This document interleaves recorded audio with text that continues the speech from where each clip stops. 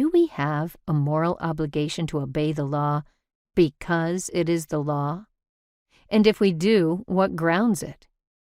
Could we be morally obligated to obey democratically approved laws, even if these are somewhat unjust? Of course, there is an ongoing debate on these questions. But what matters here is what the debate is about. When legal and political philosophers speak of the obligation to obey the law, or of the authority of law, they refer to the following alleged phenomenon. The fact that a law, that is, a particular type of socially constructed norm, requires us to act in certain ways, places us under a moral obligation to comply. I am assuming a positivist account of the nature of law, that is, one according to which the content of law is given by social facts, as opposed to evaluative considerations about its goodness or moral merits. I take such an account to be broadly in line with our common-sense views about the nature of law.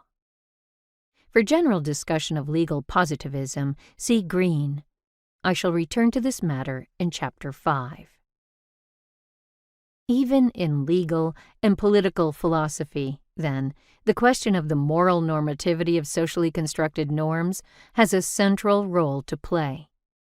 It is just that the debate is focused on one class of norms only, legal ones.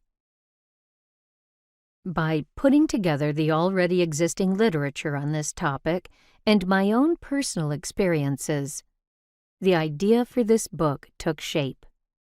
Legal and political philosophers have for a long time tried to explain the moral normativity of legal norms in particular. But the phenomenon of interest, which calls for an explanation, is much broader than that. We not only feel the moral pull of legal norms, but of all kinds of socially constructed norms, including informal ones. In fact, sometimes informal norms have even greater purchase on us than legal ones. I, for one, don't feel that crossing an empty street on a red light in Germany is any more wrong than skipping the queue in the UK. The legal status of the norm breached in the former case makes no difference to my personal sense of wrongdoing. And I can think of cases where breaching an entrenched custom would strike me as considerably worse, morally speaking, than breaching a little-known law.